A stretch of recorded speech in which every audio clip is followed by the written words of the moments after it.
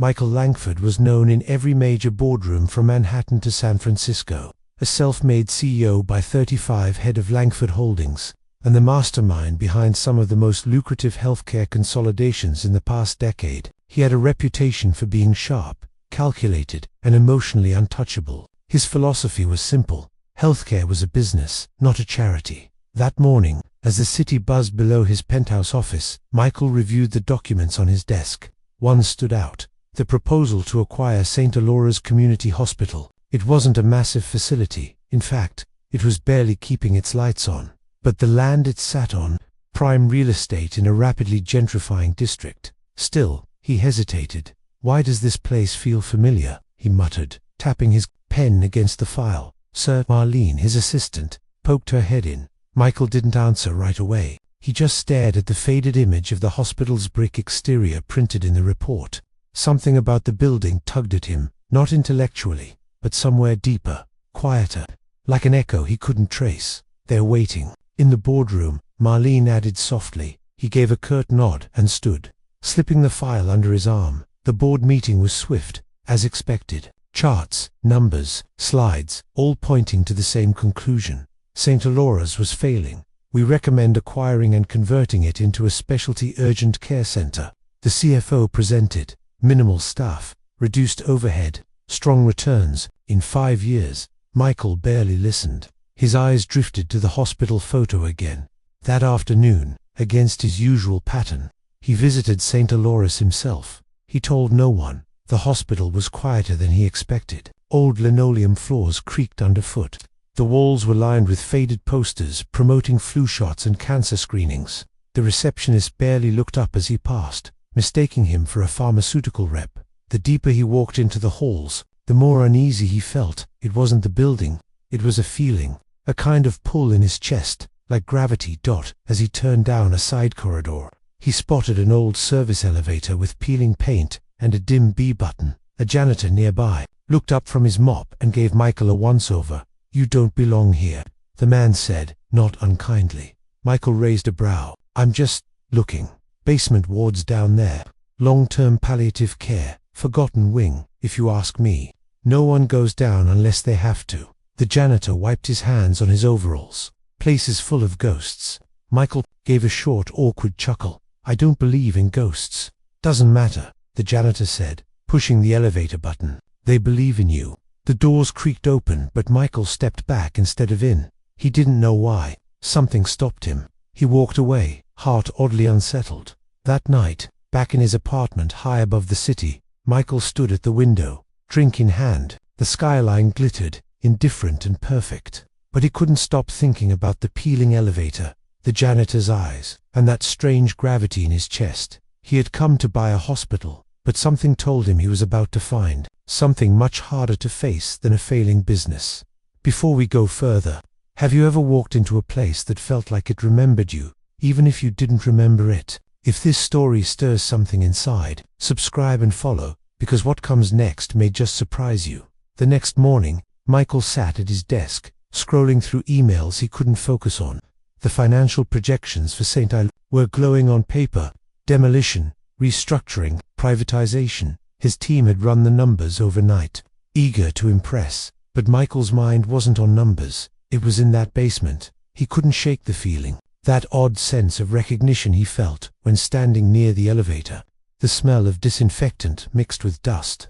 The way the janitor had looked at him, not with suspicion, but with something closer to recognition, like he'd been seen. By noon, he had made up his mind. He drove to St. Alora's again. This time, he signed in with a false name, just in case. He didn't want headlines. He wanted answers. The same receptionist was on duty. She barely glanced up. "I'm looking for the basement ward," Michael said. She hesitated, her expression shifting. "It's not really open to visitors. I was told a family friend might be down there." "You have a name?" He paused. "Langford." She typed it in, her brows pulled together. "Room B12. But I'll have to walk you down myself." Room B12. The number sent a chill through him. The elevator creaked as it descended, slow and rattling. The doors opened to a dimly lit corridor, walls slightly damp, pipes humming overhead. This part of the hospital felt forgotten, like time had simply stopped visiting. She led him through 2 corridors before stopping at a room with a flickering light above it. "I'll wait here," she said, almost apologetically. Michael nodded and pushed the door open. There, lying in a narrow hospital bed, was a man, gaunt, pale, hooked up to monitors that beeped quietly into the stale air. Michael froze, because even beneath the oxygen mask, under the graying beard and the years that had carved deep lines into his face, he knew who it was. His father, George Langford, the man he hadn't seen in over 20 years, the man who had walked out when Michael was 12. He stepped back, instinctively, as if slapped. The air in the room turned heavy. The silence pressed in. Michael had told himself long ago that his father was dead, but he wasn't. He was right here, hidden in the basement of a crumbling hospital. Michael's throat tightened. His mind swirled with questions and accusations, but no words would come out. And then, slowly, the man in the bed opened his eyes, clouded, weak, but unmistakably aware. Michael stood frozen as those eyes locked onto his. For a moment, nothing moved. Then the man rasped through cracked lips, "You came back." Michael's heart cracked open, something sharp and old, rushing in anger, confusion, grief. The boy he had buried inside himself years ago started clawing to the surface. He should have left, should have walked out like his father once did, but instead he sat down in silence, because some wounds don't bleed anymore. They just wait to be seen. Michael didn't speak for a long time. He sat in the worn plastic chair beside the bed, hands clasped tightly, as if holding something inside. The room buzzed quietly, machines humming, oxygen flowing. The slow tick of a second hand on the wall clock. His father lay weak, but his eyes remained open, watching, waiting. "You're not dead," Michael finally said, not with relief, but something close to disbelief. "I thought you were dead." George Langford smiled faintly, lips dry and cracking. "Sometimes I did too." Michael's jaw tightened. "You left, and never came back. I know. You didn't just walk out on Mum. You walked out on me." George looked away, toward the ceiling as if searching for forgiveness in the cracked plaster above. "I was broken, I thought. Leaving would save you from watching me fall apart." Michael's breath caught in his throat. "You thought disappearing was better?" he asked, his voice rising slightly. "No letter, no call, no answers. Just gone." George's chest lifted slowly under the sheets. "I had cancer, son, back then. It was the kind that left no room for hope. I didn't want to be pitied. I didn't want to be remembered sick, so I disappeared. Burned through everything, hit bottom. And when I had nothing left, this place took me in." Michael stared at him. The man in the bed barely resembled the father he remembered, not the strong-armed man who taught him how to ride a bike, or the one who used to hum old country songs while shaving. "Why here?" Michael asked. "Why this hospital?" George let out a long breath. "They didn't ask for insurance. They didn't ask for explanations. They just let me stay. Basement ward, no frills. But it was quiet, and I could fade, unnoticed." Michael was silent, because it didn't make sense. Not to him. Not after the years of resentment, the empty chairs at birthdays, the unanswered questions. He stood suddenly. "This doesn't change anything," he said, his voice cracking beneath its calm. "You left us. You let Mom die without a word. And now I find you, waiting to be forgiven." George's gaze didn't flinch. "No, I don't expect forgiveness. I just wanted to see you one more time." Michael shook his head, walked out, fists clenched. Outside, the corridor felt colder than it had before. He passed the janitor again, who was wiping down a railing near the elevator. "Didn't expect to see you again," the old man said quietly. Michael stopped. "How long has he been here?" The janitor shrugged. "Couple years, maybe more. Quiet guy, doesn't complain, doesn't ask for much." Michael hesitated. "Why didn't anyone contact family?" The janitor gave him a look. "He told us. He didn't have any." Michael turned away. But something inside him had shifted. The boy inside him was no longer angry, just tired, exhausted from carrying the silence all these years. He didn't go back to the office that day. He went home, to the penthouse that felt colder than usual. The city twinkled below, oblivious. Michael sat on his expensive leather couch, surrounded by everything he had built, the empire, the status, the power, and for the first time in years, he felt completely, undeniably alone. He hadn't lost his father, he had just now found him, and that was so much harder. Michael didn't sleep that night. He lay awake in the dark, the skyline blinking through his window like a heartbeat. His thoughts kept circling back to that hospital room, to the frail man lying in bed, the same man whose absence had shaped every part of Michael's life. By morning, he made a decision. Not out of forgiveness, not yet, but because something in him needed to see that man again, to ask questions the 12-year-old inside him never got to ask. So, for the third time in 3 days, Michael returned to St. Elora's. He wore no suit this time, no mask of power, just jeans, a sweater, and an old coat he hadn't worn in years. The receptionist barely glanced at him. No one recognized him as the man who was about to buy the place, and that suited him just fine. He made his way back to the basement. The corridor was just as dim, just as forgotten. Room B12 still hummed quietly. When Michael stepped in, his father was awake. He looked surprised but said nothing, just gave a soft nod, like he knew Michael would come back eventually. Michael sat again in the same plastic chair. A long silence passed between them, but it wasn't the tense kind this time. It was still, heavy, but open. "I don't know what to say," Michael admitted. "You don't have to," George whispered, his voice raspy. "You came back. That's enough." "I didn't come back for you," Michael said quickly. "I came back for me, because I'm tired of pretending none of this mattered." George gave a slow nod. "I used to tell people my father died in a car accident," Michael confessed, staring at the wall. "That was easier than saying you walked out.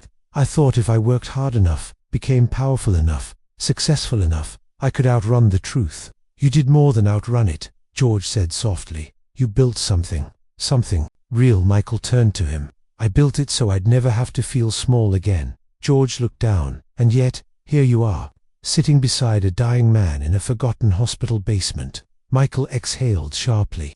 "Yeah, here I am." The weight of it all settled in the space between them. The years, the silence, the grief. Michael didn't know what healing was supposed to look like. He had spent his life closing deals, not emotional wounds. But when his father reached out, slow, trembling, and placed his hand gently over Michael's, he didn't pull away. He let it happen, and for a moment, the silence turned warm. Later that afternoon, Michael asked the nurse on duty if he could access some of the files. He said he wanted to help an old patient. She didn't question him. She just handed over a clipboard and pointed to a staff terminal. He found his father's chart. Stage 4 lung cancer. Untreated for years. Inoperable now. Prognosis, weeks. At best. Michael stood there, staring at the blinking cursor on the screen, and something inside him, something long frozen, started to crack open. He wasn't ready to forgive, but he also wasn't ready to lose this chance. He walked back to room B12. This time, he didn't just sit. He brought lunch from the hospital cafeteria. It was terrible, but they ate together anyway. George chuckled weakly at the taste of the gelatinous mashed potatoes, and Michael, for the first time in years, laughed, not because it was funny, but because it finally didn't hurt so much. To feel again. Michael began visiting every day. Each time he came back, he brought something different. A small radio with classical music, a flannel blanket from home, a photo of their house from decades ago, the only one he still had. He didn't say much, but his presence said enough. George noticed. Even in his declining state, his eyes would brighten the moment Michael walked in. "You don't have to keep doing this," George said one afternoon, voice barely above a whisper. "You've got a life, a company, a whole world that doesn't need me." Michael sat down with a sigh. "Maybe that's the problem. That world never needed you. But I did." There it was, raw, trembling truth. George looked down, his jaw clenched. "You know," Michael continued, staring at the floor, "when Mum got sick, I waited every day for you to come back. I thought maybe, if she was dying, you'd have to show up." George nodded slowly, pain flickering across his face. "She cried for you," Michael said, his voice cracking. "Right before the end, she still loved you." George swallowed hard. "I never stopped loving her." "Then why didn't you come back?" "I was ashamed," he said. "By the time I realized what I had done, I thought it was too late, that you'd both be better off without me." Michael looked up. "You were wrong." They sat in silence after that. But it wasn't empty. It was thick with everything they had left unsaid for 2 decades. Grief, anger, longing, love. Later, as a nurse came in to change George's for, Michael stepped into the hallway. That's when he ran into Dr. Reyes, the hospital director. She'd been trying to get in touch with him for days. "I didn't realize you had family here," she said kindly. Michael hesitated. "Neither did I, until recently." She nodded. "I know about the acquisition talks, but if I can be candid, this hospital may be broken, but not everything in here is worthless. Some of us still believe in healing, even when it's messy." Her words stuck with him. That night, back in his penthouse, Michael sat at his desk. He was supposed to finalize the purchase papers. His signature would begin the process. Layoffs, closure of the basement ward, a full overhaul. But instead, he opened a new document, a proposal, not for restructuring, but for restoration. A small foundation, under his name, to fund palliative care and support families like his. He didn't know if it would fix the past, but maybe it could change someone else's future, because that basement, the one he'd nearly demolished, had just given him something he thought he'd lost forever: a father and a second chance. Have you ever wished for just one more conversation with someone you lost too soon? If this story made you pause, feel, or reflect, leave a comment, and if you're not already, consider subscribing. Sometimes the quietest stories are the ones that change us the most. Michael noticed the changes in his father, more sharply now. George was getting weaker. His voice, once steady, even in its frailty, had become thinner. His eyes closed more often. His hands trembled longer. The conversations that used to stretch an hour now lasted mere minutes, before fatigue settled in. Still, Michael kept coming. He brought in a small record player and a few old jazz music George used to play on Sunday mornings long ago, before everything fell apart. The soft crackle of Louis Armstrong or Chet Baker filled room B12, and sometimes George would smile faintly. Other times, he'd fall asleep, the music still playing beside him like a lullaby. One afternoon, Michael arrived with a brown paper bag in hand. Inside was a peanut butter and banana sandwich, something his father used to make when Michael was a kid, and too sad to speak. "I thought you might remember this," he said, placing it carefully on the tray. George opened his eyes slowly, and blinked. "I used to cut the crust off. You said crusts made me grumpy," Michael replied with a soft chuckle. George smiled. "You were always sensitive." Michael nodded, then paused. "Still am, I guess. I just got better at hiding it behind numbers and contracts." George studied his son quietly, as if seeing him again for the first time. "You turned out good," he whispered. "Better than I deserved." Michael looked away, swallowing hard. "I worked my whole life to prove I didn't need you," he admitted. "But the truth is, every time I succeeded, I secretly wished you'd see it, that you'd be proud." George's eyes filled with tears. "I always was, even from a distance." The weight of those words landed heavily, because that time, all those years, Michael thought no one had been watching. And yet, somehow, this broken man in a basement room had been holding on to pieces of his son's life. Quietly, painfully. Later that day, Michael sat outside on a bench beside the hospital garden. It was small, tucked behind the south wing, overgrown in places but peaceful. He watched as a nurse helped an elderly woman feed birds. A young boy, maybe 7 or 8, ran past holding a get-well balloon that tangled in a tree. Life continued, even in places people tried to forget. Dr. Reyes found him there. "You changed the proposal," she said gently, sitting beside him. Michael nodded. It felt wrong to take this place apart without understanding what it still means to people. She studied him for a moment. "You're not just here for business anymore, are you?" He looked down. "No, I'm here for someone I didn't think I'd ever see again." There was a pause. "Can I ask you something?" she said. "Sure." "What would it have meant to you, when you were 12, if this hospital had made room for a man like your father sooner?"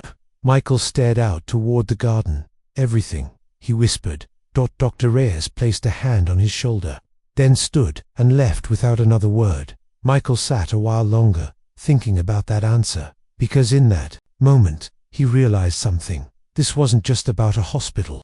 It was about building a space for people who still needed to say things they'd been holding for years. A place where healing didn't come from medicine alone, but from presence, and patience, and love offered too late but not too little. It was raining the next morning when Michael returned to the hospital. The city felt quieter than usual, the kind of quiet that presses against glass and makes everything inside you go still. As he walked through the lobby of St. Aloris, he nodded to the nurse behind the desk. the same one who now knew him by name. No one asked why the CEO of Langford Holdings kept returning to a forgotten corner of a dying hospital they knew. When he stepped into room B12, something felt different. The room was darker, the blinds half drawn. The monitors were still humming, but slower, softer somehow. George was asleep, his face turned toward the window, chest rising and falling in a rhythm Michael instinctively knew was shallow. A dot. He sat in the same chair, quietly, not waking him. Instead, he reached into his coat and pulled out something. He hadn't planned to bring a photo. It was old, faded, slightly torn at the edges. Michael and his father at a lake. Summer. Michael, maybe 7 or 8, sitting on his dad's shoulders, both of them laughing. A moment before everything went sideways, he placed the photo on the bedside table where George could see it if he woke. After a while, George stirred. His eyes opened slowly, unfocused at first, until they settled on his son. "You came again," he whispered. "I'm here," Michael said. "I brought something." He showed him the photo. George squinted, a faint smile curling at the corners of his mouth. "That was June. You caught your first fish. Screamed like it was a shark." Michael laughed softly. "You dropped the tackle box in the lake. I hated that box anyway." They were quiet a moment. "I don't remember a lot of things lately," George said, "but I remember that day." Michael nodded. "So do I." George's hand twitched slightly, and Michael took it, a gesture that had once felt impossible. Now it felt necessary. "I need to tell you something," Michael said. George looked at him, eyes glassy. "Okay, I forgive you." The words hung in the room like a fragile breath. George blinked hard. His mouth opened as if to speak, but no words came, only tears. "I didn't think I'd ever say that," Michael continued, "but I'm tired of carrying what you left behind, and I don't want to leave this room with more silence between us." George's chest rose in a shaky breath. "Thank you," he mouthed. Michael squeezed his hand gently. They sat together, for a long time, saying nothing else, just being. That evening, as the rain continued tapping on the windows, George's breathing slowed.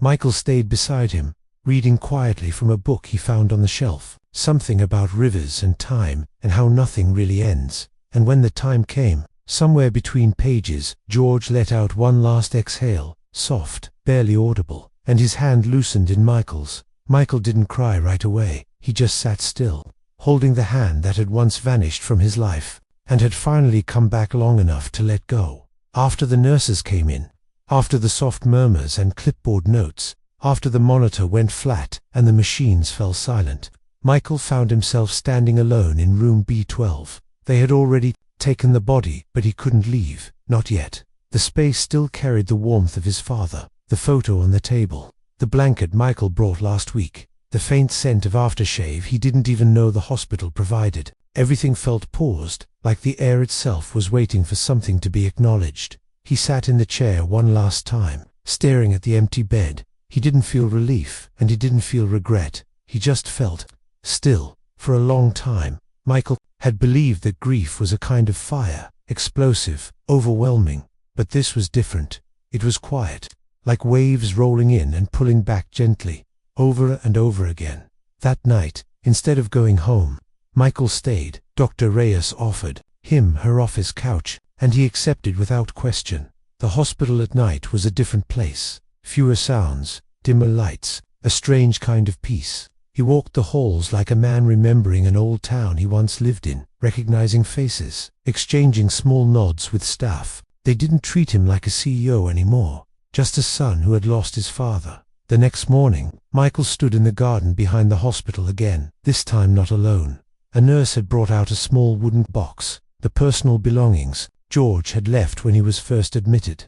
Michael sat on the bench, opening it slowly. Inside, a pair of glasses, a broken wristwatch, a small black notebook, and a folded envelope with his name on it. Michael, the handwriting was uneven, trembling. He unfolded the letter. "Son, if you're reading this, it means I'm gone. I don't know if I deserved to have this chance with you, but I'm grateful for it anyway. Every time you sat with me, every time you walked through that door, it was more than I thought I'd ever get.